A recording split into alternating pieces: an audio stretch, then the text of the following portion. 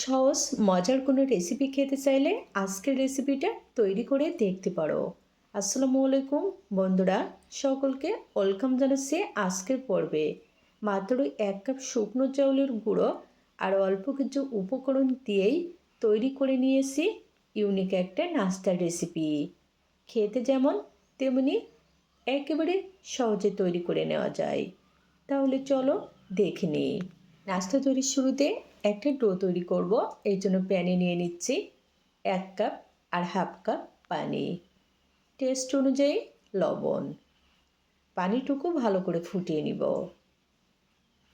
পানি কিন্তু অলরেডি ফুটতে শুরু করেছে।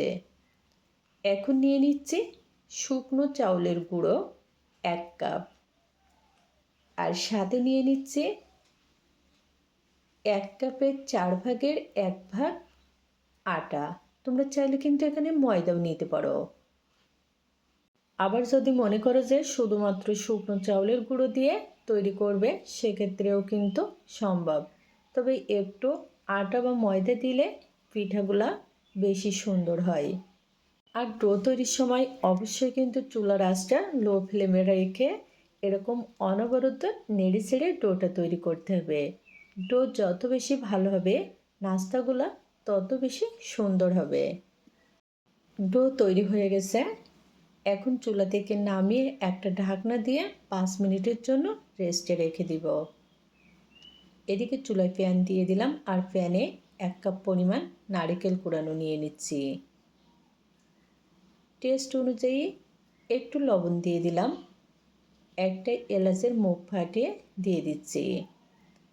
আর নিয়ে নিচ্ছি খেজুরের গুড় 150 গ্রাম।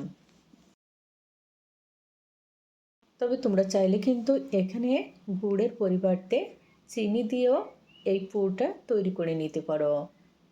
আর হ্যাঁ, পুর তৈরির সময় চুলার আঁচটা লো ফ্লেমে রাখতে হবে, আর এরকম একটু নেড়ে ছেড়ে নিতে হবে যেন তলানিতে কোনো রকম লেগে না যায়। পুরটা কিন্তু ফাইনালি তৈরি হয়ে গেছে। এরকম একটু নরম থাকতে নামিয়ে নিব, কারণ যখন ঠান্ডা হয়ে যাবে তখন শক্ত হয়ে যাবে। এদিকে ডো ভালোভাবে সেট হয়ে গেছে। এখন মথে নিব। ডো কিন্তু সবসময় কুসুম গরম অবস্থায় মাখিয়ে নিতে হয়, তাহলে ভালোভাবে মাখিয়ে নেওয়া যায়। খুবই সুন্দর একটা সফট ডো তৈরি করে নিয়েছি।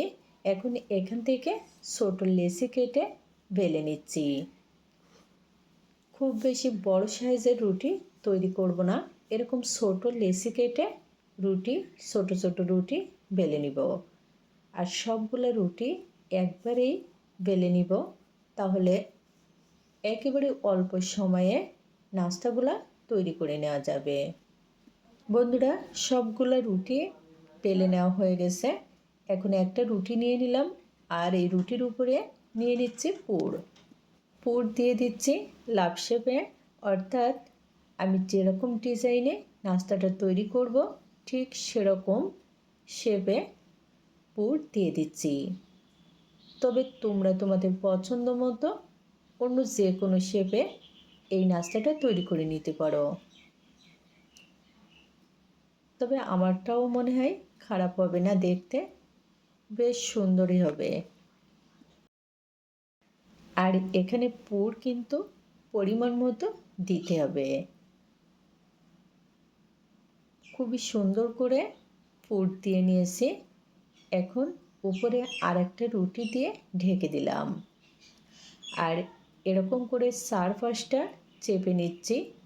এভাবে একটু চেপে নিলে কিন্তু ভাজার সময় কোনো রকম খুলে যাওয়ার ভয় থাকবে না। আর হ্যাঁ বন্ধুরা, এখানে কিন্তু কোনো রকম পানি দিয়ে সিল করার দরকার নেই, জাস্ট এরকম আঙুল দিয়ে চেপে নিলেই হয়ে যাবে। এখন ডিজাইন করে নিচ্ছি। এই ডিজাইনটা কিন্তু একেবারে সিম্পল, শুধুমাত্র আঙুলের মাথা দিয়ে চাপ দিলেই খুবই সহজভাবে সুন্দর একটা ডিজাইন তৈরি হয়ে যাচ্ছে, কোনো রকম ঝামেলা কিংবা ছাঁচ ছাড়াই। কত সহজে তৈরি হয়ে গেল সুন্দর ডিজাইনের একটা নাস্তা। এখন কাটার দিয়ে অতিরিক্ত অংশ কেটে নিচ্ছি। তবে তোমাদের কাছে যদি এরকম কাটার না থাকে সেক্ষেত্রে কিন্তু নাইফের সাহায্যেও কেটে নিতে পারো। এই কেটে রাখা অতিরিক্ত অংশ কিন্তু ফেলে দিব না, আবারও রুটি বানিয়ে নিব। খুবই সুন্দর একটা ডিজাইনের নাস্তা তৈরি হয়ে গেল। আর সবগুলো নাস্তা একইভাবে তৈরি করে নিয়েছি। দেখতে কিন্তু খুবই সুন্দর হয়েছে আর খেতেও বেশ মজার। তো এখন ভেজে নিব, এই জন্য প্যানে নিয়ে নিচ্ছে পরিমাণ মতো সাদা তেল। তেল গরম হয়ে গেছে, একে একে নাস্তাগুলা দিয়ে দিচ্ছি। আর হ্যাঁ, নাস্তা ভাজার সময় কিন্তু চুলার আঁচটা মিডিয়ামে রাখতে হবে, হাইটে কিংবা লো ফ্লেমে রাখা যাবে না।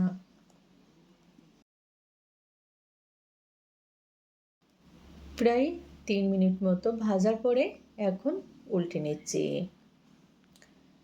এরকম একটু সময় নিয়ে ভেজে নিব, তাহলে নাস্তাগুলা খুবই ক্রিস্পি এবং মজার হবে।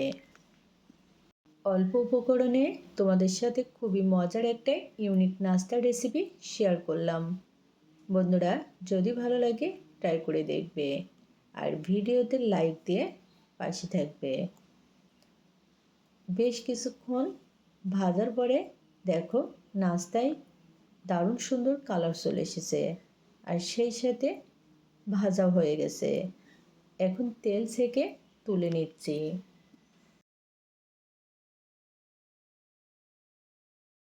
অল্প উপকরণে ঝটপট বিকালে চায়ের সাথে পরিবেশনের জন্য দারুণ মজার একটা নাস্তার রেসিপি বন্ধুরা তোমাদের সাথে শেয়ার করলাম।